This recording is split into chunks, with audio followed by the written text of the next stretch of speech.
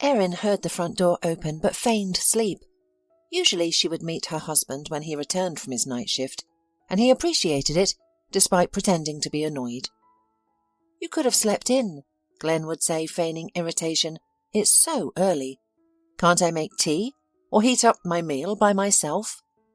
Erin would just shrug, taking pleasure in welcoming her husband home. Rising an hour earlier was a small sacrifice for the man she loved. But this time she had a different plan. When she heard Glenn peek into the bedroom, she continued to feign deep sleep. "Erin?" her husband called softly. She didn't respond, and he left the room, attempting to close the bedroom door quietly behind him. However, it wouldn't fully close with a light touch. Erin sighed. If she got up to close it now, Glenn would know she was awake, ruining the surprise. She decided to be patient for a bit longer. Suddenly, Erin heard Glenn on the phone. She wondered who could be calling this early. "I can't come now, sweetheart. Don't you understand? I just got home." Erin was stunned. Lying on her belly, she could feel her heart pounding, the rhythm echoing through the pillow. She couldn't hear what the person on the other end was saying, but the voice was thin and childish. "No, now I can't. I'm sorry," Glenn continued. "Let's arrange for later this afternoon or evening." He sighed. "Don't be upset, please. You know how much I love you. I'll try to come tonight, my sunshine." Apparently, the pleas had not worked, and the thin voice on the phone grumbled resentfully before hanging up. Glenn went to take a shower, and once Erin heard the sound of running water, she allowed herself to cry. "That's what I got after many years of marriage and 2 kids, she thought. "I believed I'd found the happiness with a loving partner by my side, except this partner gets a call from his mistress at 6 a.m, and he's explaining why he can't come over." Erin was born in a small village far away from the big metropolis. Her parents, Alberta and Graham, were overjoyed with her. She was cheerful, energetic, intelligent, and radiated positivity like a ray of sunshine. The little girl was always ready to help her mother around the house. Even from a young age, she was curious about everything, especially in the kitchen. Alberta was always worried that Erin might burn herself or accidentally break something, but it seemed as if the girl had an instinct for it, or as if someone invisible was looking out for her. By the time she reached 3rd grade, Erin could cook lunch or dinner for the entire family. Even though Alberta was a good cook herself, she admitted that Erin's dishes tasted better. Graham noticed this too. "It seems our daughter could become a great cook," Graham often said. "She might even open her own restaurant one day." But Erin hadn't thought about owning a restaurant yet. She was just interested in cooking to please her parents and grandparents. Although she had many friends in the village, she wished she had siblings. However, she was generally a happy child and grew up in a loving, strong family. Then disaster struck. Her father went with the men to cut down forest, and a tree fell on him. He was immediately rushed to the town by the men. The doctors did their best, but Graham was left paralysed from the waist down. Erin had just turned 12 years old. From that moment on, the entire burden of the household fell on Erin and her mother. They had a large household to manage: a horse, 2 cows, chickens, ducks, a dog, cats, and a vegetable garden, which was essential for survival in the village. Erin and her mother shouldered this responsibility. Milking cows, herding a horse, feeding numerous ducks and chickens, caring for her ailing father, plus her schoolwork, was undoubtedly tough for Erin. But she never complained, as she saw that her parents were even more burdened. Her mother was the sole teacher at the village primary school. Despite the small number of children, it was a significant workload for Alberta. The woman often returned home late, while Erin arrived from high school in the neighbouring town an hour before her. In that time, Erin would manage to prepare dinner, look after the livestock, and assist her father. She saw how her father, confined to a wheelchair, suffered with his helplessness. It was then that Erin decided that when she grew up, She would help her parents so that they wouldn't have to work so hard. And when the time came, she pursued her passion for cooking by enrolling in culinary school. "How will you manage without me?" Erin asked her parents before leaving for the city. "Do not worry, daughter," Alberta reassured her. "We'll sell a horse and cows, and things will become easier. Plus, our relatives won't leave us without help. We'll manage." Erin looked at her father, who was smiling. "Go, my daughter," he said. "We believe in you. You'll open your own restaurant." Erin enjoyed studying. Student life was the most carefree and fun time of her life. Despite the lack of money and living in a 3-person dorm room, the youthfulness and the people around her easily compensated for all this. Erin and her roommates managed to do everything. They attended classes, did homework, and even went out after classes. By her second year, Erin took a part-time job as an assistant cook in a small but cosy restaurant. The chief, Mrs. Sullivan, was a kind woman around 65 years old, and she also was the owner of that restaurant. Mrs. Sullivan was immediately drawn to the young, quick, responsible, and talented girl. "You must understand," she said to Erin once, "if you continue to work here, in time you could become the head chef here." Erin smiled at such a suggestion and asked, "What about you?" Mrs. Sullivan waved her hand dismissively. "I'm not going to stand at the cooker until I'm 80. I've spent so many years in the kitchen. I will retire to Italy, savouring wine, eating pasta and admiring handsome men." Erin laughed. "Okay, I'll think about it." She enjoyed working here, especially under the guidance of Mrs. Sullivan. The culinary school taught her the correct procedures and proven technology, strictly according to the recipe. But as the experienced chef Mrs. Sullivan had her own secrets. "It's not only my way," she told Erin. "Every good chef accumulates a wealth of tricks throughout their career, and they don't share them with anyone. And don't you share yours with anyone either." The girl laughed. "But you've shared yours with me, haven't you?" Mrs. Sullivan shrugged. "You're my student, that's different. I'm going to delegate my business to you because I believe in you."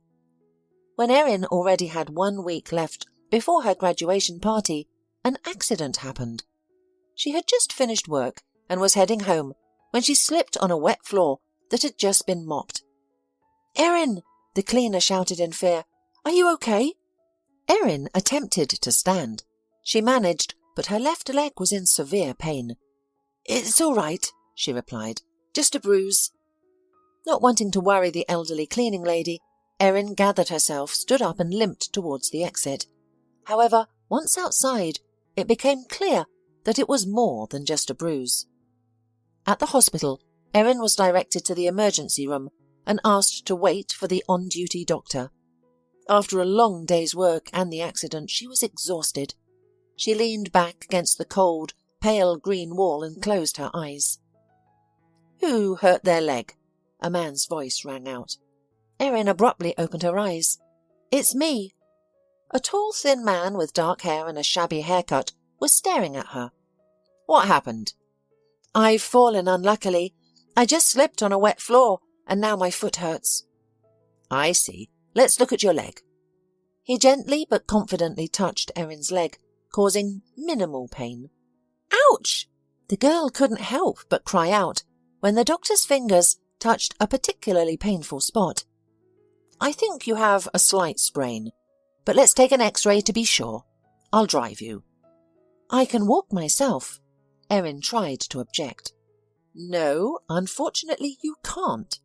The doctor put her on a gurney and took her to the X-ray room. She had her X-ray taken there, which the on-duty doctor immediately reviewed. He then reassured Erin, "Everything's fine. As I expected, it's not a fracture. Now, let's treat it." He led her to the dressing room. As Erin settled on the hospital couch, she asked anxiously, "How long will I need to stay here? I have my graduation in a week, and I really want to attend, even if I'm in a cast." The doctor smiled. "What are you graduating from?" "Culinary school." "Oh, so you're going to be a chef?" "Yes." "I love good food." Where can I get something cooked by my patient?" Erin smiled as the doctor began to apply an elastic bandage. "Well, I work at a nearby restaurant, Paradise Fantasy. Have you heard of it?" The doctor nodded. "I've been there a few times. It's good. I'll definitely stop by during your shift." "I'll be waiting." "Don't worry about graduation," the doctor said. "You don't need hospitalization for a sprain, but I'll write you a week's sick leave. Rest your leg. You don't need a cast, but please follow my recommendations." "I will, thank you," Erin stammered, realizing she didn't know the doctor's name. "Dr. Glenn Vance," he answered and wrote out his recommendations. Erin left the hospital, regretting she wouldn't see him again. However, Dr. Vance surprised her by showing up at the restaurant a few weeks later. By then, Erin had recovered and was back at work. "Erin, a customer asked for you," the waiter informed her, "and he knows your name and surname." Erin tensed. "Did he say what he wanted?" "No," the waiter replied. The girl sighed and walked into the hall, escorted by the waiter to a table. There she spotted a familiar doctor. "Dr. Vance," she said, astonished. The man stood up and smiled. "Erin, good afternoon. I told you I'd come to see you." The girl returned his smile. "Well then, your dinner is on us. What would you like?" "Your choice, just remember, I'm very hungry after work." "Okay," Erin laughed. "Don't worry, we'll make sure you're well fed. I'll prepare the largest portions." Glenn enjoyed his dinner. After he finished, he called Erin over again. "When do you get off work?" he asked. "In half an hour." "May I walk you home? Or if you're not too tired, we could go for a walk." "Yes, I'd like that." The evening was warm and serene. Glenn escorted her home. Erin was currently renting an apartment with a friend, not far from Paradise Fantasies, about a 20 to 30-minute walk away. "How's your leg?" asked the doctor. "Thank you, it's fine," replied Erin. "You've cured me." The man looked embarrassed. "I didn't do anything special. You just had a minor sprain. Your body healed itself, really." "Don't devalue your services," Erin replied. "You are an excellent traumatologist." Glenn smiled. "Actually, I'm an intern in neurosurgery, but occasionally I work in the emergency room, if I am asked." "That's great. Do you enjoy your job?" "Very much. My supervisor, Professor Whitehead, is incredibly skilled. He specializes in spinal injuries. It's a privilege to watch him operate. He literally puts people back on their feet." Seeing Erin's facial expression change, Glenn grew concerned. "Did I say something upsetting?" Erin shook her head. "No, not at all. You tell very interesting stories. It's just because of my family.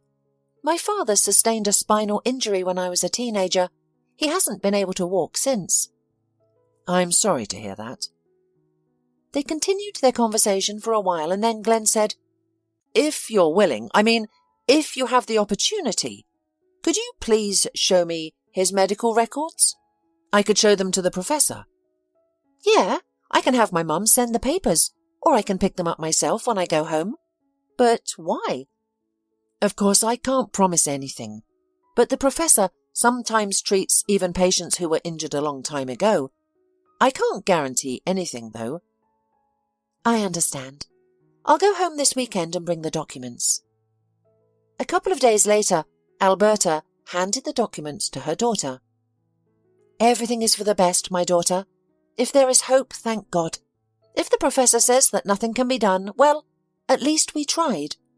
"So, what's going on between you and this young doctor?" her mother suddenly asked. The girl blushed.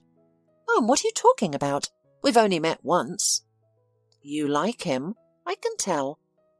"He's nice, very kind and smart, but I don't want to rush things." Erin visited Glenn at the hospital. He emerged from the operating room, tired, damp and dishevelled. But when he saw her, he immediately smiled. "Good afternoon, Erin." "Hello, Glenn. Here are the documents," she said, holding out a folder. He quickly skimmed the statements. Erin noticed a funny wrinkle on his forehead and couldn't help but smile. "I'll show these to the professor," Glenn stated. Just as I've mentioned before, I can't promise anything. I understand. How can I reach you? May I have your phone number? I'll call you myself. She gave it to him. It was nice to see you, Erin. I wish we had more time to talk, but I have to return to my patients. Erin smiled. It was good to see you too. I'll be waiting for your call. Glenn called a week later, his voice filled with anticipation. The professor is intrigued. He wants to speak with you. Can you come now? He'll be at the hospital for another 2 hours. Yes, I'll be there. The professor was a small, short, lean man in his 50s. Erin was taken aback by his energy at first sight. She knew that Professor Whitehead had just come off shift, but he looked alert, as if he had just gotten up after a long sleep. Nice to meet you, Erin, the man said, shaking her hand and smiling. Glenn's been talking about nothing but you lately. Erin glanced at the young doctor, who blushed slightly and looked away. Let's not waste any time, the professor immediately continued. Let's get down to business. He asked Erin in detail about her father, the circumstances of his injury, where and how he was examined and treated, his current capabilities, and even his mental state. Erin recounted everything she could remember. Dad is a very strong man, Erin concluded. He's mostly frustrated with his own helplessness, but he has never given up. He has always tried not to be a burden to my mother and me. I believe he's ready to seize any opportunity he gets. That's good. That's the attitude we need. Remember, however, I can't guarantee success. Erin nodded. I understand. Yes, it is critical that both you and your parents understand this clearly. Don't mistake this chance for a certainty. It's an opportunity, like a coin toss. It could go either way. If our plans don't materialize, your dad will revert to his previous state. I believe Dad would be perfectly content with that, Erin responded. Her father readily agreed, yet she could see fear and doubt flickering in his eyes. I must try it, Graham declared, squashing his doubts. It can't get any worse. If I refuse, I'll spend my life wondering if things could have been different. Soon he was placed in the hospital. Alberta was allowed to be with her husband, so Erin visited them either before or after her work shift, or on her days off. Each visit she saw Glenn. He updated her on the preparation progress. The professor had ordered several tests and was very pleased with the results. The operation is scheduled for tomorrow, Glenn finally told Erin, but you can only see your father a few days later.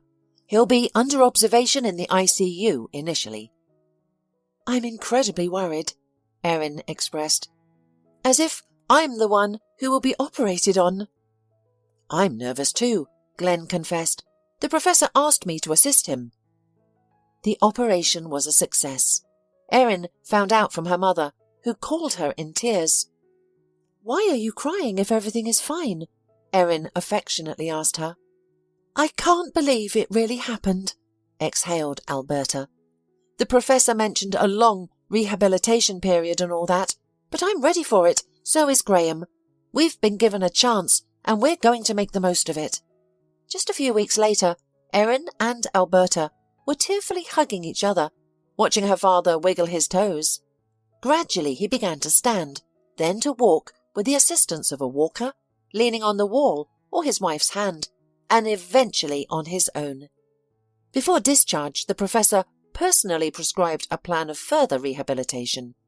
Graham promised to follow them carefully. Well, that's it, said Glenn sadly, as he and Erin parted ways outside the hospital. It was a pleasure to meet you. Thank you for everything, she replied. I thank God for meeting you. Will I see you again? Come to my restaurant, Erin answered and blushed. What about meeting at an off-duty location? The girl laughed. Okay, that can be arranged too. That's how Erin's relationship with Glenn began. They had a lot in common. Both had moved to the city from small villages, found jobs they loved, and envisioned their futures there. A year had passed. Glenn was completing his internship, and Erin was learning to manage a restaurant.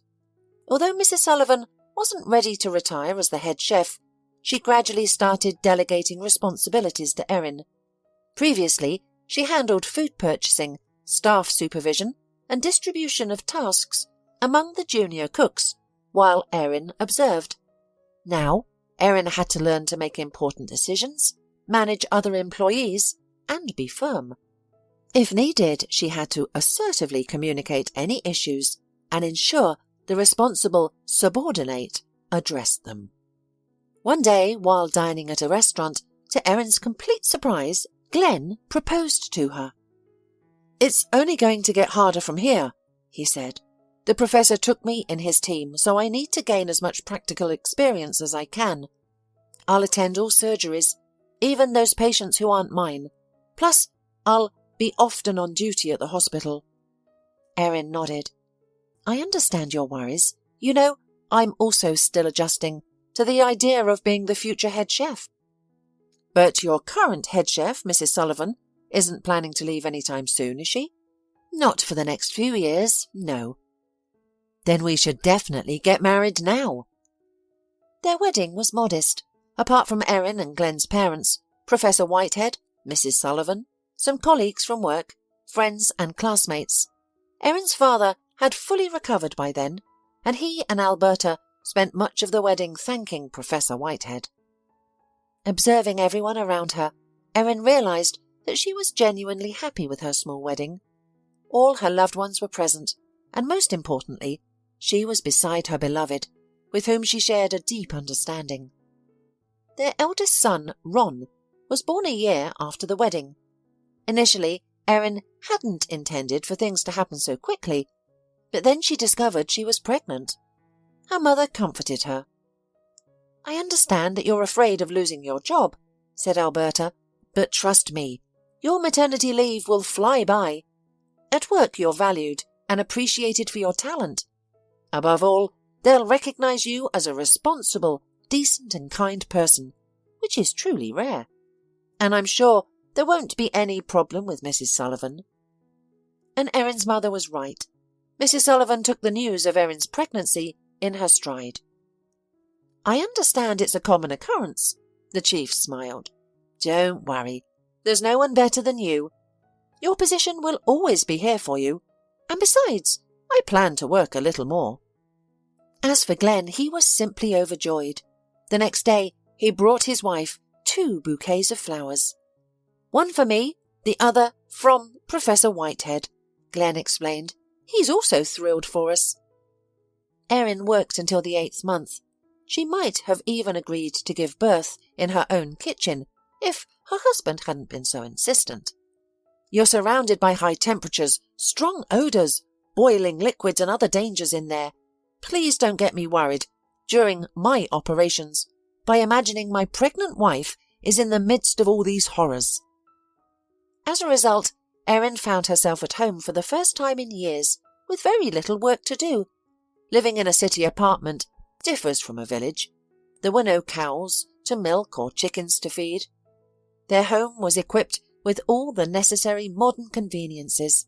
So Erin spent her time reading books, taking walks in the park for fresh air, and inventing creative meals for her husband.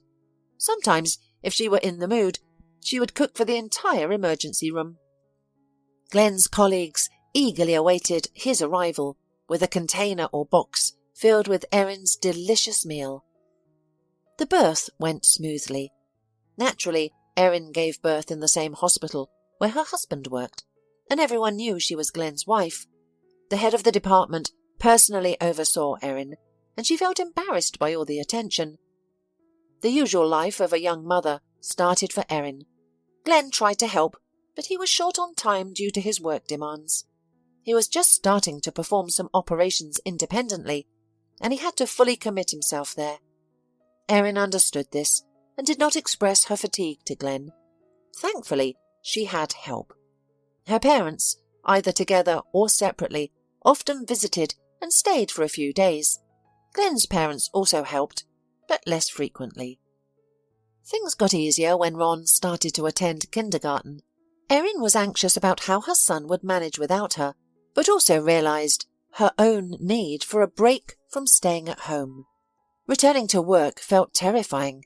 She worried it might take time to adjust back to work, but her skills hadn't disappeared. By the end of her first day back, Erin felt as confident as if she hadn't left at all. "I was sure that your hand would remember everything," Mrs. Sullivan said cheerfully. "How do you like your first day of work?" Erin smiled. "Interesting. So many people around. No one even once screamed, or asked to pee, or turn on a cartoon." Mrs. Sullivan laughed. "Welcome to the adult world." Balancing work and childcare was certainly challenging. Ron was in a period of adaptation, and he was often ill. This meant Erin had to take time off work. However, Mrs. Sullivan was patient. She had already firmly decided that she would pass the kitchen management only to Erin, and was ready to wait. However, when Ron was 3 years old, Erin found out she was pregnant again. "Well, this time will be a daughter," her husband exclaimed happily, but he was wrong. Their youngest son Frank was born. The second time was both harder and easier. Easier because Erin knew what to expect, and harder because now she had 2 children, and her husband was, as usual, often away for work. Erin was proud of her husband, a young but highly respected neurosurgeon. She believed that in time things would change. In a few years, he might become a famous surgeon, maybe even a department head or a professor. Then he probably would have more time for his family. When Frank turned 1.5, Erin enrolled him in kindergarten and returned to work. Mrs. Sullivan immediately asked her, "I hope you're not planning a 3rd pregnancy?" Erin laughed and replied, "No, we're content. Of course, I'd prefer a daughter, but," she quickly added, seeing her boss's disapproval, "that's not now, for sure. Right now I want to work. I miss it badly." Like her husband, Erin was eager to immerse herself in work, but she couldn't ignore her duties as a mother. Eventually they hired a nanny who would pick up the children from kindergarten and care for them until Erin returned from work. Erin considered herself the happiest woman in the world. She had a loving husband, wonderful children, and a job she was passionate about. However, her happiness was soon marred by unsettling suspicions planted by her co-worker. One day Madeline, the waiter, was behaving unusually, and at the end of the shift she seemed on the brink of tears. Erin remembered that she and Madeline lived nearby, so after their shift ended she offered her a lift, which she accepted. On the drive, Madeline began to sob and share her story without any prompting. "We've been together for 3 years, she exclaimed. "He proposed, and we were supposed to get married in 3 months. Then I found out about his infidelity." Erin tried to remain composed, asking, "What exactly did you find out, Madeline?" "That he's been cheating on me almost from the start," Madeline cried, "with nurses from his department." Taken aback, Erin asked, "So, your boyfriend is a doctor?" Madeline nodded, wiping her tears with a handkerchief. "Yes, he's a general practitioner." "And how did you find out about his cheating? Did he tell you himself about it?" "Of course no. I've had suspicions for a long time." Erin parked the car near Madeline's house. However, the young woman seemed oblivious to her surroundings, lost in her sorrow. "I realized later, when I started remembering everything, that it all began a long time ago. When we started dating, he had just begun his residency and was often on duty. He said he needed the experience. If I'd known what kind of experience he was getting." "But it's really true," Erin tried to object. She wanted to add that her husband was also a doctor, and she knew what it was like not to see him for weeks due to work, but she remained silent. Madeline continued, "I believed him. I was proud, bragging to everyone that my boyfriend was a doctor. Sure, I noticed things occasionally. The smell of women's perfume on his clothes, a scratch on his back or collarbone, a midnight text." Erin asked hoarsely, "Did you ask him about it?" "Of course, but he had an excuse for everything. The perfume, they change in a common locker room. The scratches. A drunken man attacked him at the emergency room. And the texts. It's from work. Madeline, who had calmed down, started crying again. Maybe that's what happened, Erin asked Madeline cautiously. I was so sure in his decency. I believed everything for the first 2 years. Then I was told by some good people. The girl sobbed. Who were these people? Erin asked. Madeline stopped crying and wiped her face with a handkerchief. Her face was red and swollen now, and her once beautiful eyes were now narrowed to 2 small slits. One of them was the woman he was trying to make his next mistress. She had just started working as a nurse in his department. At first she thought he was nice and kind. He offered her tea during one of their night shifts together. She accepted, and then he began to pester her. She became scared and ran away. She told the head nurse everything. And what did she do? Erin asked. She said everyone knew their young doctor didn't miss a skirt, and if you told him you didn't want to, he wouldn't bother any more. Erin could only gasp in response. And that girl turned out to be principled, Madeline said. She found me on social media, suggested we meet and told me everything. I didn't want to believe her, of course, but I spoke to Paul yesterday evening. He denied it initially, but his face gave him away. Then he confessed. I've been mulling what to do over all shift. By the way, why didn't you take the day off? I didn't want to be alone. I thought work would distract me, but it hasn't. Erin gently took Madeline's hand. You should take a few days off. Just make sure you're not alone. Stay with a friend, your mum or your sister. Madeline nodded. But I still don't know what to do about him. I told him we're breaking up, but I can't stop thinking about our 3 years together, and that if I hadn't discovered this, I could have married him, and perhaps lived happily with him for the rest of my life. But you did find out, and you can hardly pretend it didn't happen. I couldn't, of course. What would you do in my place? Madeline asked Erin, who hadn't expected this question at all. I don't know, she admitted honestly. Madeline sighed. I'm sorry, I'm so embarrassed. I have spoken too openly with you. You've been sitting here with me for half an hour, and you have to go home to your husband and children. Erin hugged her. It's nothing, Madeline. Everything will be all right. Don't worry about a man who's not worth your little finger. They said goodbye. All the way back, Erin thought about Madeline's words. She came home, hugged the boys, and let the nanny go. Glenn was on duty today. Erin was already used to it, and usually fell asleep alone without problems. But today she hadn't slept a wink until almost morning. What if Glenn is also cheating on me? No, it cannot be. But Madeline was sure of it, and she is so pretty, she could be a model. And I am already a mature woman, a mother of 2 children. I certainly can't compete with 20-year-old nurses. Has my husband ever smelled of someone else's perfume? Come home with lipstick on his shirt? And the late-night phone calls and texts? Well, the last one certainly was. Being a doctor, Glenn was always on call, even during weekends and holidays, and Erin was used to it, and late-night calls did not raise her suspicions. Maybe I should talk to my husband about it. What will he tell me? Will he confess? I don't think so. And I will look stupid.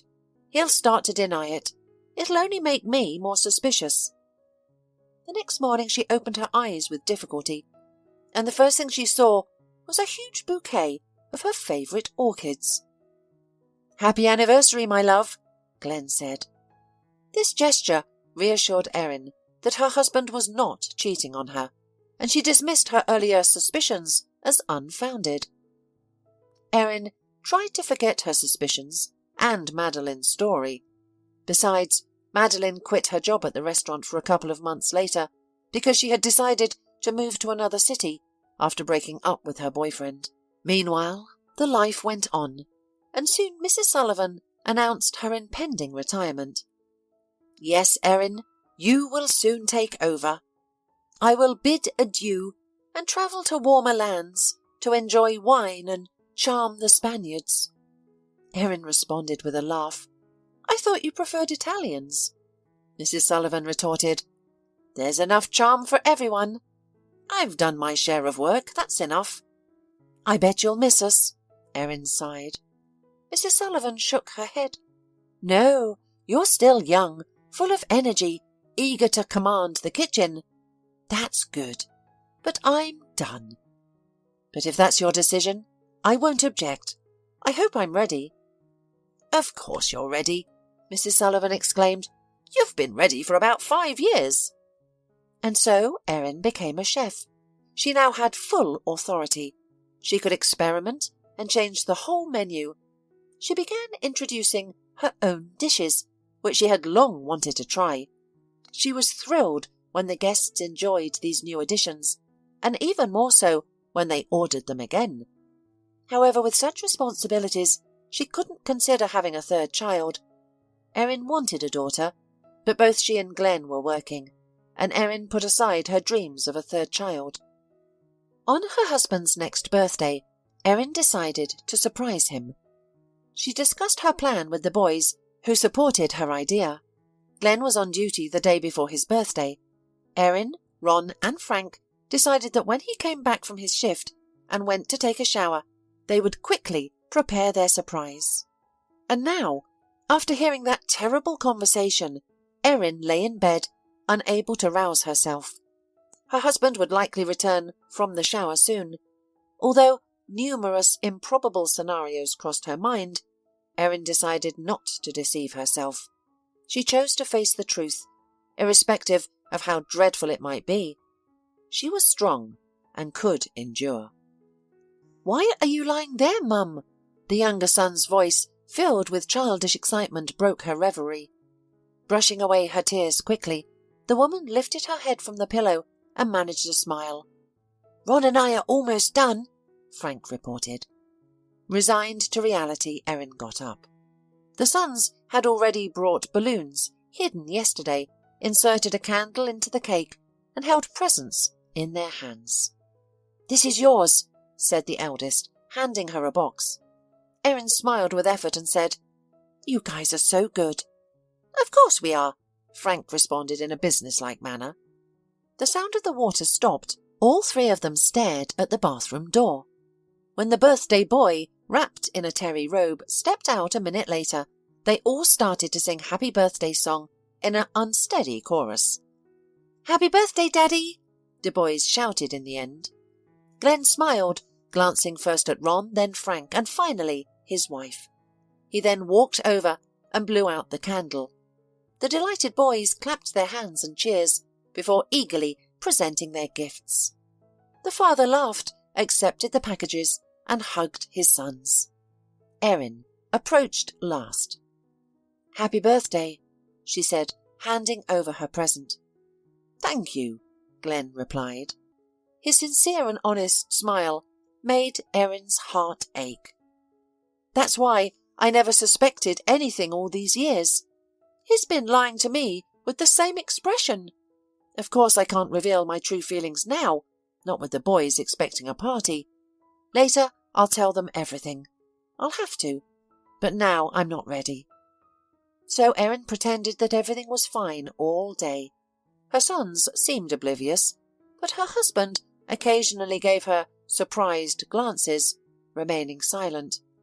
Only late at night, when the boys were already in bed, did he finally voice his worries. Erin, what's wrong? You seem strange today, he asked. The woman wrinkled her nose painfully. Well, you started it yourself. I know everything, she answered, calmly and coldly. Glenn laughed. A good attempt at a prank, but no, let's talk seriously. Erin sighed. I heard your phone conversation this morning. What did you hear? Her husband inquired. His voice had changed, becoming serious. You were talking to your mistress. She insisted you come right away, but you said you couldn't because of your wife. Yet you promised to meet her later. Glenn sighed and covered his face with his hands. Erin tried hard to hold back her tears. "So it's true," she exhaled. "I see." The husband removed his hands from his face, looking at his wife with a sense of helplessness. "I've been meaning to tell you. Let's go," he said. Erin was taken aback. "Where?" she asked. "To meet someone." Silence filled the car during the entire journey. Erin was probably still trying to process what was happening. He's taking me to meet his mistress. He even dared to admit he's been seeing her for a long time. Thinking like this, Erin felt a surge of tears and rage, but chose to remain silent. Finally, they stopped in front of a 5-story building. Her husband confidently got to the 3rd floor and rang the bell. Erin tensed, bracing herself for the encounter, but a small, grey-haired elderly woman opened the door. "Good evening," Glenn greeted her. "I hope we're not too late." The old woman glanced at Erin. "Not too late," she responded. "Jody hasn't gone to bed yet. Come in." Glenn nodded and resolutely walked into the apartment, with Erin trailing behind him. They made their way to the far room, where a girl of about 13 sat at a desk engrossed in a book. "Daddy!" she exclaimed upon seeing Glenn. Her excitement faded upon sighting Erin, and she even retreated a bit. Glenn turned to his wife and said, "Meet Jody, my daughter." This revelation left Erin so stunned that she barely remembered what happened next. She vaguely recalled sitting in the kitchen, sipping tea with an amiable elderly woman who seemed to be Jody's grandmother, while Jody was having a discussion with her father.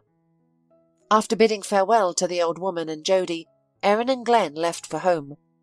Once they were in the car, Glenn started to explain. "I should have told you about her a long time ago, but I was afraid." "Why?" Erin asked, noticing her voice was now strangely subdued and lifeless. Glenn replied, "There were several reasons. We had a perfect family, and suddenly there is a daughter. I wasn't sure how you or the kids would react. I thought it would be easier to leave things as they were." Erin nodded to indicate her understanding. "She's older than Ron, isn't she?" she finally asked, making up her mind. "Yes," her husband briefly replied. "We never discussed what kind of relationships we had before we met." "I didn't have much to tell." "Well, but I have. Just before we met, I was dating this girl named Dakota. She was just a few years older than me. It wasn't even dating, more like a no-strings-attached relationship. It lasted a few months until she got a job offer in another city and left." "Did you ever speak to her again?" Erin asked. "Never. Honestly, I forgot about her quickly because I met you soon." Glenn stopped the car and looked at his wife. "I've never cheated on you. I swear." "Continue." "I found out about Jody almost a year ago when Mrs. Malloy came to me. She's Jody's grandmother. She told me that when Dakota moved to another city, she realized she was pregnant, but decided to keep the baby and not tell me anything. I don't know why. Perhaps she didn't want to burden me, or was planning to marry someone else. Maybe she didn't want a man she didn't love to play an important role in her life." Erin started to piece things together. "So why did Jody's grandmother come to you? Did something happen to Dakota?" "She died of breast cancer. It was detected late and was a type that's difficult to treat. It's ironic since she was a doctor herself. Before her death, she told her mother everything. Mrs. Malloy initially wanted to raise her granddaughter herself, but then she decided that the girl would be better off with her father. She met me, and she said that she wouldn't insist on my care if I didn't want to." Erin smiled. "But you're not that kind of person. You wouldn't abandon your child." Glenn sighed. "Of course, I couldn't live peacefully knowing my daughter was growing up somewhere else. I met her. She was very emotional about her mother's death. I suggested that she and her grandmother move to our town. They've lived here ever since. I visit when I can and try to be involved in her life, helping her as much as I can." Glenn looked at his wife with growing concern. "Say something. If you want a divorce, I'll understand." Erin laughed. "A divorce? Because my husband is the most decent man in the world? Glenn, I love you even more." Erin squinted her eyes and re-examined the plot. "There's a lot of work to be done. At least half of the trees need to be cut down and replaced. The beds are ruined too. It will be easier to start from scratch. But it's not a problem. With such a team, we'll have everything back in order in no time." She was also fond of the house. It was large, just as she had dreamed. There was enough rooms for everyone. A spacious room for her and Glenn, and at the end of the corridor, rooms for Ron and Frank. On the other side of the corridor were bedrooms for Mrs. Malloy and Jody. Erin smiled, remembering her husband's concerns about whether she would get along with the girl. Erin, on the other hand, was thrilled to have the daughter finally she had long dreamed of. Jody was a sweet, well-behaved girl. Initially, she was wary of Erin, but they were growing closer every day. Mrs. Malloy was also a nice woman, and it was unquestionable that she wouldn't be separated from her only granddaughter. Then Erin suggested to her husband that they should buy a house. They had been contemplating the idea for a while, but never seemed to find the time. But now, with the arrival of Jody and her grandmother in their family, they had to speed up their decision. An ideal house appeared on the classified site, as if by magic. It was spacious and priced within their budget. "Erin, are you coming?" Jody's timid voice echoed from behind. "Grandma's already set the table." Turning around, Erin asked, "Of course, sweetheart. By the way, how do you like it here?" Jody shrugged. "There's lots of room and it's quiet. I love that." "Me too." Erin noticed that Jody seemed to want to ask something. "What is it, Jody?" Jody sighed.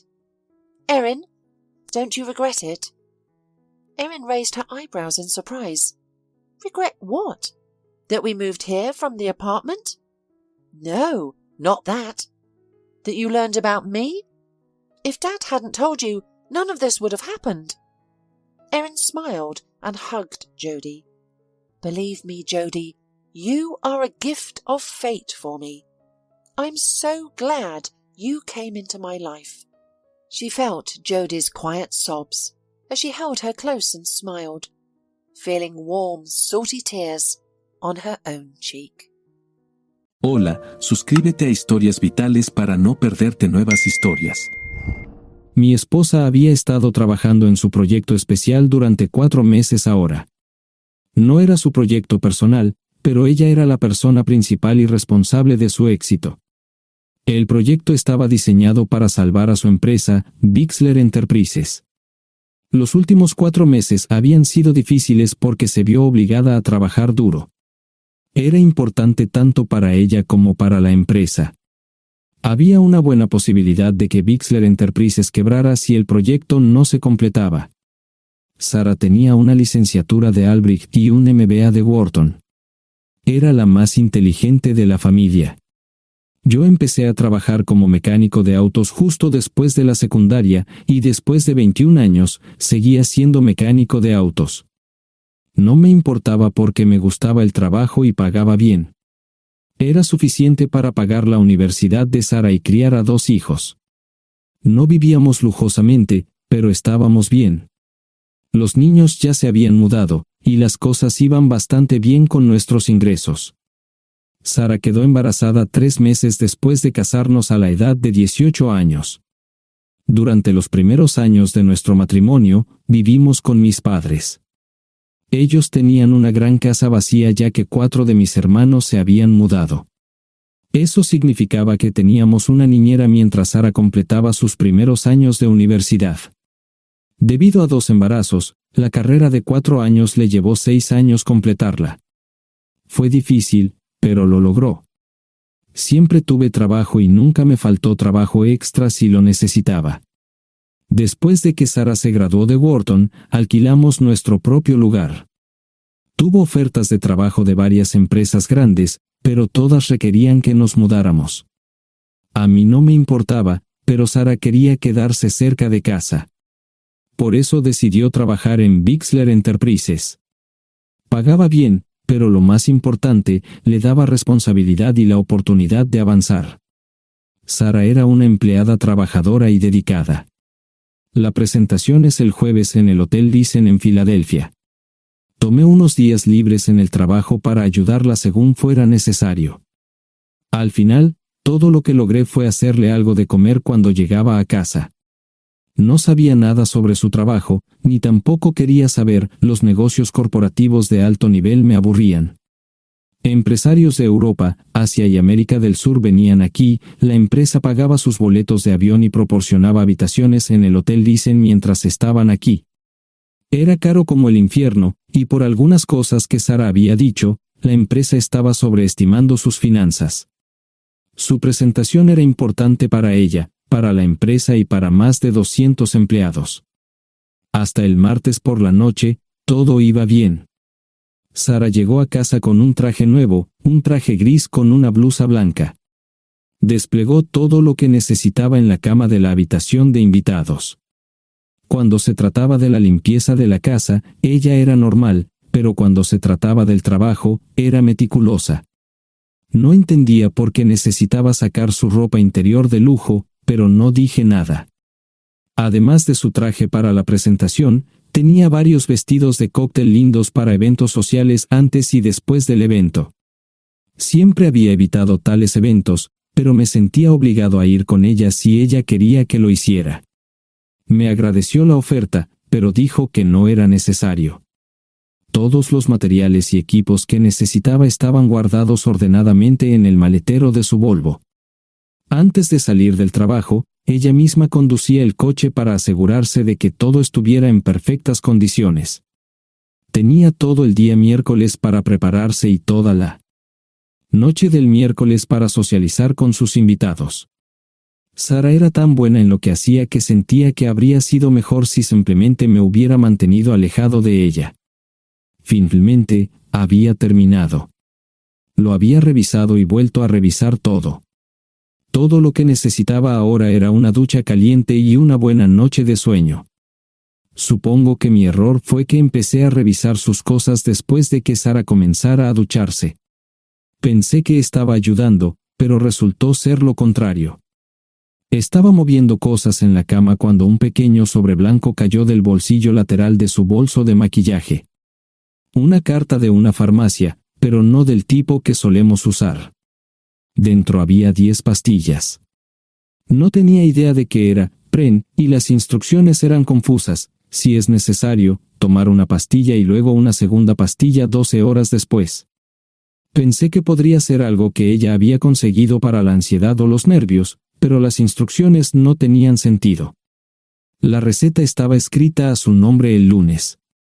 Volví a poner el sobre en su lugar mientras ella terminaba de ducharse. Decidí que quería saber más sobre Pren antes de contarle sobre ello. Por supuesto, si lo mencionaba, significaría que estaba revisando sus cosas. Odio los dilemas. Mientras Sara se preparaba para dormir, fui a nuestro ordenador doméstico y busqué. 10 minutos después, me uní a mi esposa bajo las sábanas. Pasé toda la noche despierto, preguntándome por qué mi esposa había recogido una receta para la píldora del día después, especialmente después de que me hicieran una vasectomía hace 10 años.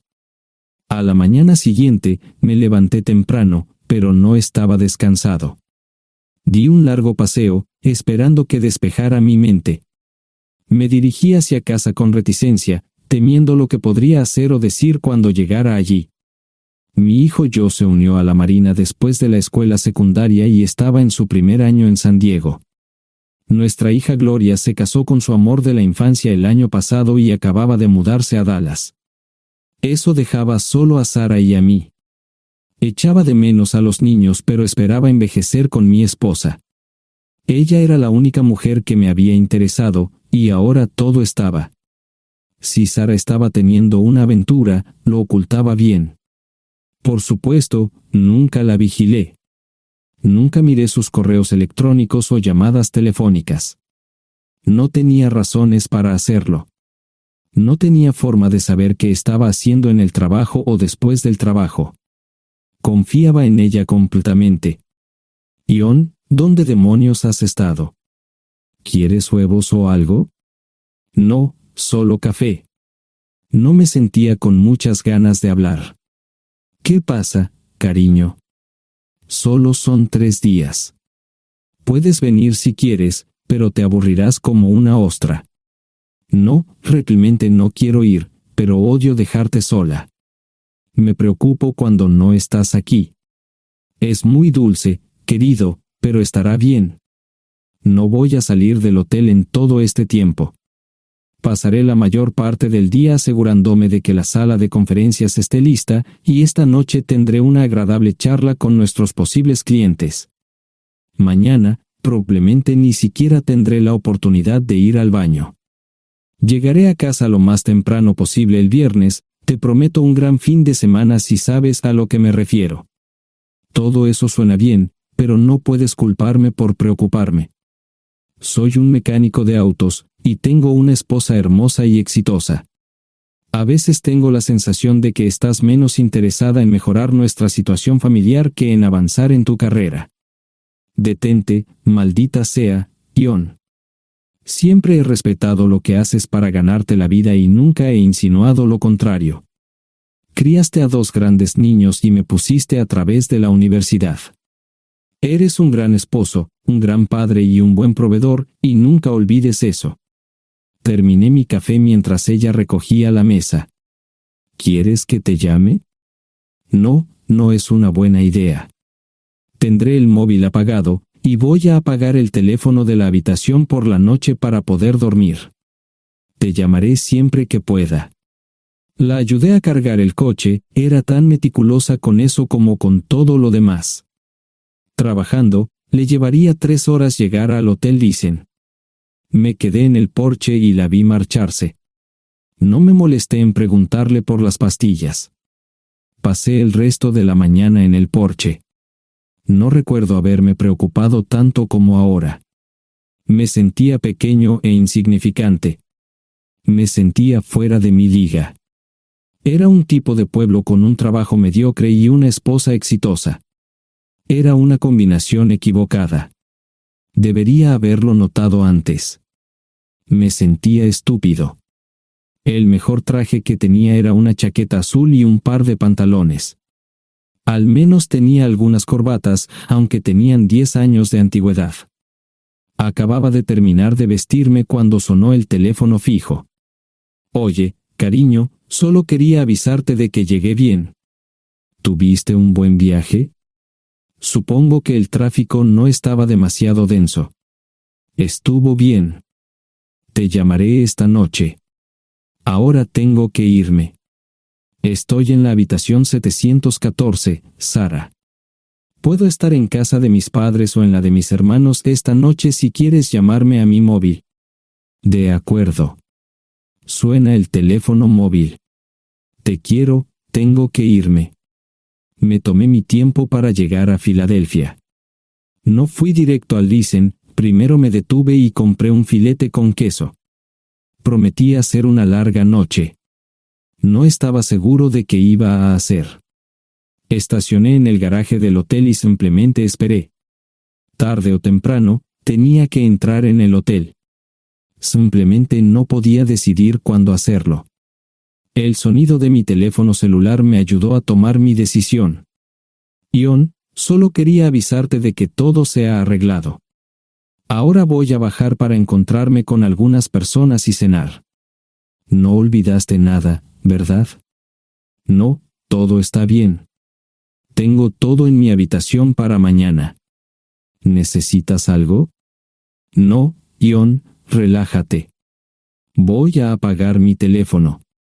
Te llamaré mañana por la mañana. ¿De acuerdo? Ríe, diviértete. No es divertido, Ion, es trabajo. No parecía estar demasiado fuera de lugar. El vestíbulo, el restaurante y las salas de conferencias estaban llenos de gente, así que pude pasar desapercibido. Había un folleto pequeño y bonito que mostraba el diseño de todas las habitaciones del hotel. Me paseé por las diferentes habitaciones y me detuve en las paredes, mirando alrededor entre la multitud. No tenía ni idea de qué haría si Sara me veía. Lo averiguaría si y cuando eso sucediera. Encontré un tablero de eventos que enumeraba todas las habitaciones que estaban siendo utilizadas por los diversos grupos. Bixler Enterprises no tenía habitaciones disponibles para el miércoles por la noche. Esto me pareció interesante. Sara había dicho que no iba a salir del hotel, pero ahora no estaba tan seguro de eso. Había 3 comedores, familiar, informal y de alta cocina. A Sara no le gustaba mucho cenar con niños, así que fui primero al comedor informal. Solo me llevó 5 minutos asegurarme de que no estaba allí. Tuve mejor suerte en el salón gourmet, era una acogedora mesita encajada en la esquina, el tipo de mesa que la gente reserva para tener un encuentro privado. Sara llevaba un vestido de cóctel negro con un escote pronunciado y perlas, se veía elegante y su acompañante parecía apreciarlo. Conocía a algunas personas con las que trabajaba Sara, y él no era una de ellas. Me resultaba familiar, pero no había forma de que pudiera recordarlo. Había muchas sillas libres, así que no tuve problemas para cruzar la sala. Había velas y pequeños candelabros de cristal en las mesas. Apagué la mía y le dije al camarero que me molestaba por el glaucoma. Pedí el plato de pollo de siempre y me acomodé. El camarero me sirvió el café por tercera vez. Disculpe, el tipo en la mesa de enfrente me parece muy familiar. ¿Sabes quién es? Sí, ese es Malcolm Eugene Foote. Es miembro del Consejo Municipal, se espera que se postule para el Congreso en los próximos años. ¿Es esa su esposa con él? Es muy bonita. No, esta es la primera vez que la veo. Siempre usa esa mesa para señoras especiales, si me entiende. Simplemente le sonreí y pedí la cuenta. Nunca había visto a Sara tan sensual con un hombre antes. Parecía captar cada palabra que decía, como si fuera Dios o algo así. No estaban haciendo nada inapropiado, pero tampoco era platónico ni profesional. Cuando me fui, estaban terminando su segunda botella de vino. Ahora entendía por qué se había llevado su lencería elegante. Me acomodé en una esquina del vestíbulo para que no me vieran. 10 minutos después, salieron del restaurante. Ella le tomaba la mano mientras caminaban por el vestíbulo hacia el ascensor. Observé cuidadosamente los indicadores de piso. Que el ascensor se detuviera en el 3er piso era una buena señal, significaba que no lo había llevado a su habitación. Era una mala señal cuando el ascensor no llegaba al 7º piso, significaba que ella fue a su habitación. Por si acaso me equivocaba en algo, me senté en el vestíbulo y observé el ascensor durante 1 hora. La gente entraba y salía, pero Sara no estaba entre ellos. Saqué mi maleta vacía del coche y me dirigí al mostrador de recepción. Aunque podía demostrar que era su esposo, me costó trabajo conseguir una tarjeta llave. Se dieron después de llamar a la habitación, pero nadie respondió. Finalmente, estaba en camino a la habitación 714 con la tarjeta llave. Ni siquiera encendí las luces al principio, simplemente me senté en la oscuridad de la habitación durante más de 1 hora. No fue difícil asegurarme de que no regresara a la habitación. Primero, empacé todas sus ropas y pertenencias personales. No dejé nada atrás. Revisé el paquete de Preven, todavía quedaban 10 pastillas en el tocador. De manera muy ordenada, estaban todos los artículos que necesitaría para su presentación al día siguiente. Comencé a llenar la maleta. Había 24 carpetas promocionales especialmente encuadernadas y otras 20 carpetas regulares, todas ellas fueron a la maleta. Un proyector digital fue lo siguiente, seguido de una computadora portátil. Tomé su bolso y su celular, que había dejado en la habitación, todo lo que tenía consigo era un bolso de mano y probablemente un tubo de lápiz labial. Di una vuelta por la habitación tan cuidadosamente como lo hizo ella para asegurarme de no perder nada. Una vez satisfecho, dejé las llaves del coche y mi anillo de bodas en el tocador. Aparte de esos dos objetos, la habitación estaba completamente vacía. El ascensor se dirigió directamente al estacionamiento, no tuve problemas para llevar 2 maletas, y 20 minutos después, estaba en la autopista rumbo al norte. Pasaban las 3 de la madrugada, no tenía idea de que había pasado tanto tiempo. 1 hora o 2 después, sonó mi teléfono celular, la identificación de llamadas mostraba el número del Listen. ¿Ion? Sí, ¿dónde estás? Estaré en casa pronto. Eso fue todo lo que dije. Hubo silencio en el otro extremo de la línea. Los vendedores tienen un viejo dicho, el primero que habla pierde. Pareció una eternidad antes de que ella hablara. Ion, lo siento. No preguntó nada y simplemente colgó. Apagué mi teléfono, era obvio que había regresado a su habitación. Más tarde ese día, tenía que dar una presentación que salvaría a su empresa y le daría un ascenso. Metí las maletas en el desván del garaje. Sara nunca iba allí y nunca pensó en buscar algo allí. Por supuesto, en este punto, estoy bastante seguro de que no importaba. Primero, recogí todas mis ropas y pertenencias personales. La mayoría de los hombres tienen sus propias herramientas, generalmente es un requisito para el trabajo. Pasé por la tienda, cargué las mías en el Subaru y recogí mi último cheque de pago. Para entonces, los bancos ya estaban abiertos, no tuve que hacer ninguna manipulación financiera complicada. Simplemente retiré todo el dinero de mis cuentas. Almorcé en Hagerstown, Maryland. Tenía suficiente dinero para vivir durante unos años, pero sabía que estaría buscando trabajo muy pronto. Sara y yo éramos parecidos en eso de que a ambos nos encantaba trabajar. La voy a extrañar. Pasé un par de horas en las cuevas del Uray y alquilé una habitación cerca de Whitewell. No tenía idea de qué iba a hacer. Era sábado, y me encontré sentado en el acuario de Chattanooga, observando la naturaleza que nunca había visto antes. Pasé unas horas simplemente relajándome y decidí que era un buen lugar para estar. Compré un pase anual para el acuario y, para la hora de la cena, tenía un lugar donde quedarme. Era un remolque móvil en el parque, pero estaba amueblado y era económico. No necesitaba mucho.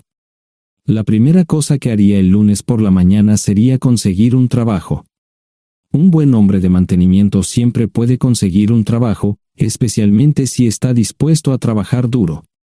Podría permanecer discreto hasta que fuera el momento de renovar mi licencia de conducir o las etiquetas del coche. Me preocuparé por eso cuando llegue el momento. El domingo por la tarde, llamé a Gloria. Me sentí obligado a informarle sobre lo que estaba sucediendo, pero Sara ya se lo había contado. Fue bastante franca con Gloria sobre lo que había pasado. Dijo que había engañado, que la sorprendí, que me fui y que ella perdió su trabajo. Me sentí mal porque ella perdió su trabajo, pero ese era el precio que tenía que pagar. Le pedí a Gloria que le dijera a Josh lo que estaba sucediendo la próxima vez que hablara con él. También le dije que la llamaría aproximadamente una vez al mes para verificar cómo iban las cosas. No le dije dónde estaba. Para el mediodía del día siguiente, tenía un trabajo. En realidad, estaba a poca distancia del parque de remolques, con el Waffle House a mitad de camino. ¿Qué más podría querer un hombre?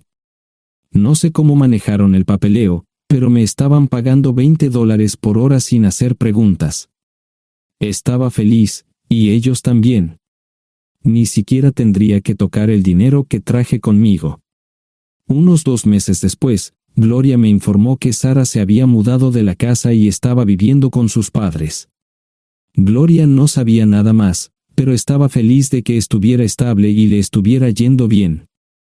Josh me llamó desde San Diego solo para informarme que iba a hacer un crucero. Era técnico en aviónica en un portaaviones. Intentó explicar qué hacía exactamente, pero estaba más allá de mi comprensión. Nunca supe mucho sobre cosas técnicas. Ambos tuvieron cuidado de no decir nada malo sobre su madre. Aprecié eso. Después de eso, todo siguió como siempre. Comencé a hablar con Gloria al menos semanalmente. Josh y yo comenzamos a enviar correos electrónicos regularmente. Gloria hablaba regularmente con Sara, pero decía muy poco sobre lo que estaba haciendo o dónde estaba. Nunca presenté la solicitud de divorcio, y parece que Sara tampoco lo hizo. Tengo una licencia de conducir de Tennessee y las etiquetas en el Subaru. Comencé a frecuentar un bar local un par de veces al mes y tuve encuentros casuales. 2 mujeres se alternaban como mis compañeras nocturnas regulares. No buscaban compromisos, y yo tampoco. Parecía funcionar bien para todos nosotros. La vida era buena. Eso fue hace mucho tiempo, y gradualmente olvidé a Sara.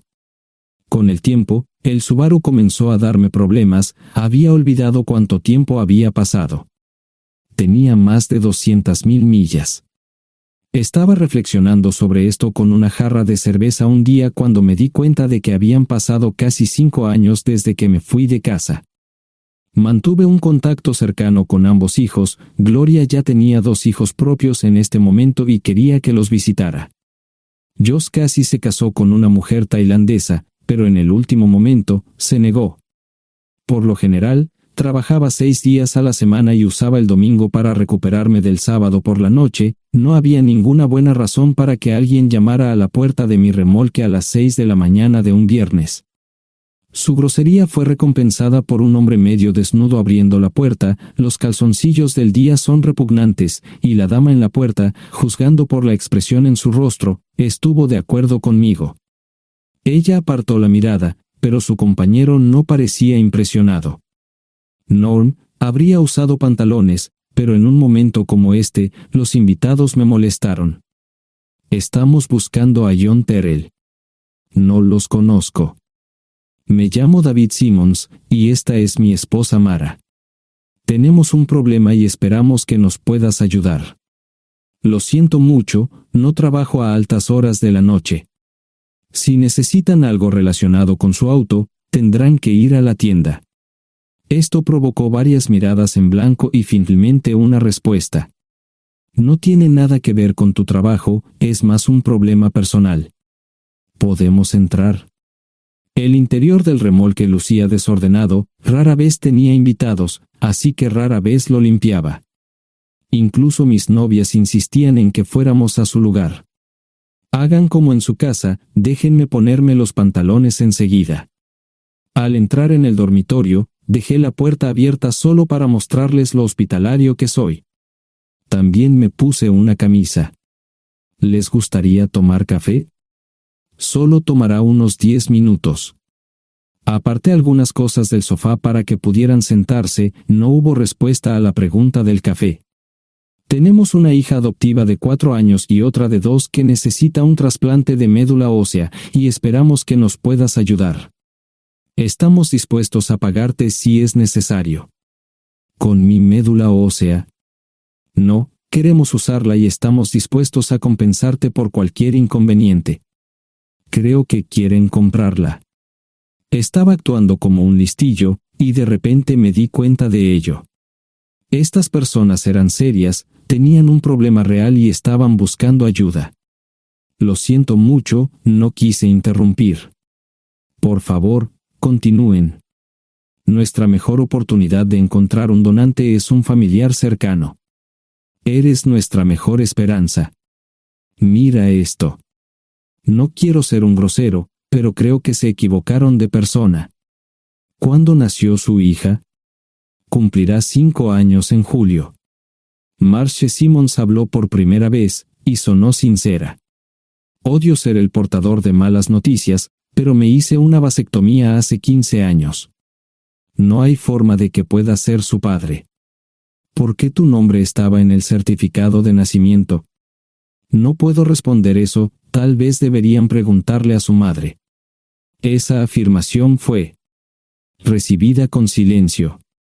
Sentí pena por estas personas, pero no sabía cómo ayudarles. ¿Cuál es el nombre de la madre? Sara Lise Terrell. No encontraba las palabras.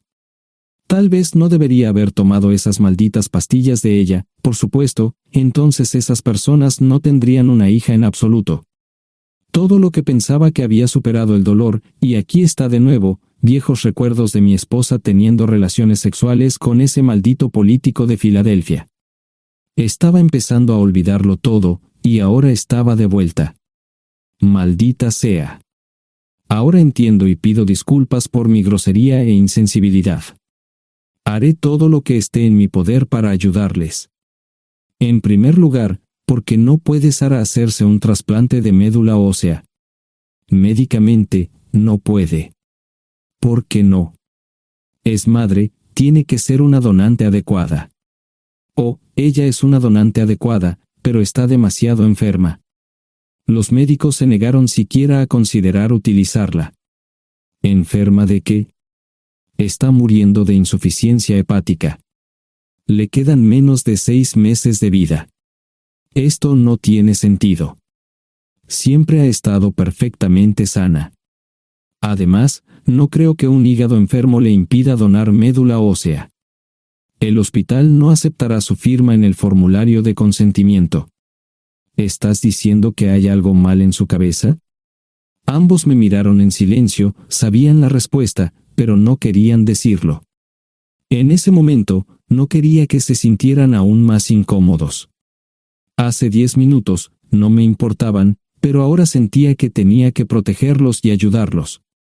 ¿Cómo sucedió esto? ¿Podría alguno de mis hijos ayudar? Quizás, pero pensamos que eras nuestra mejor esperanza. ¿Por qué no van tras su padre, su verdadero padre?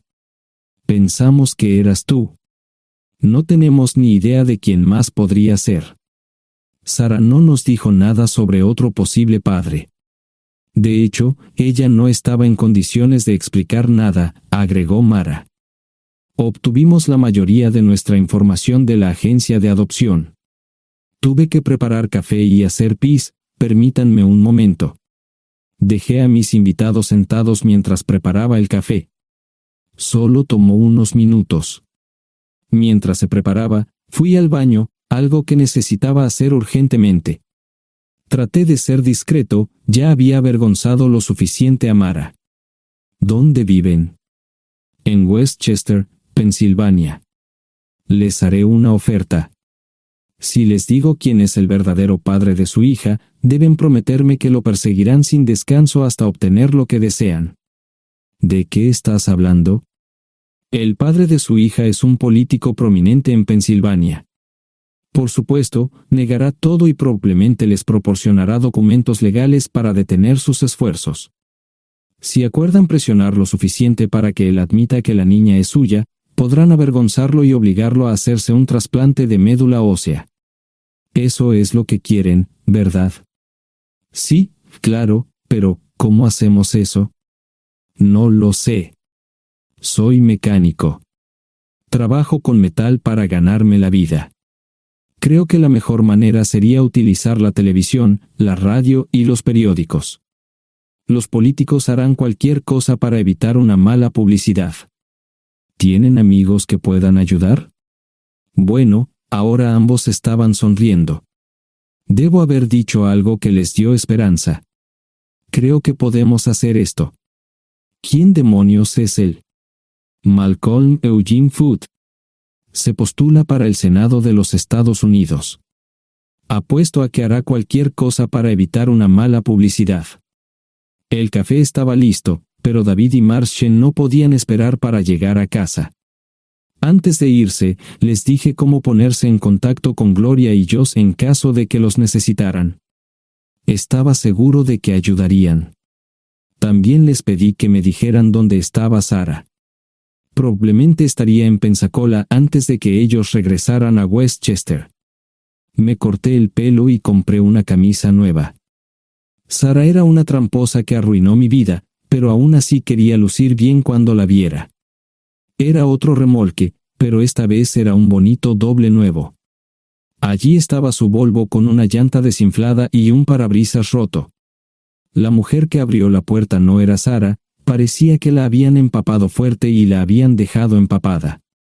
Tenía al menos 45, tal vez 50, y debió haber tenido una vida difícil. La falta de maquillaje no ayudaba, y simplemente se veía horrible. No tuve la oportunidad de abrir la boca. Caray, si no es John Terrell. Nunca esperé verte aquí. Tuve que usar la vieja línea, me estás poniendo en desventaja. Sherry Hart. Pasa, entra. ¿Quieres una cerveza? No, pero gracias. Estoy aquí para ver a Sarah. Sherry cruzó la habitación y se detuvo en el buffet del comedor. Aquí está, John. Mírala todo lo que quieras. Su mano señalaba una urna de latón que estaba en el centro del buffet vacío. Supongo que llegué demasiado tarde. No me moví, solo me quedé mirando el contenedor frente a mí.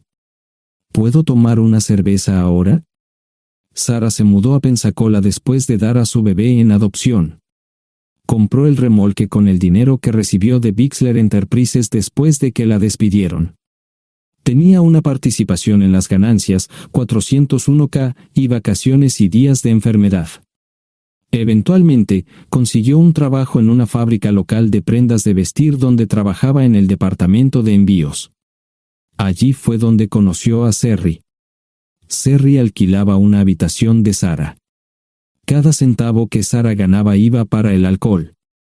Empezó con vino y gradualmente pasó a bebidas más fuertes, las más baratas. Eventualmente, perdió su trabajo debido a su alcoholismo y se vio obligada a usar sus ahorros.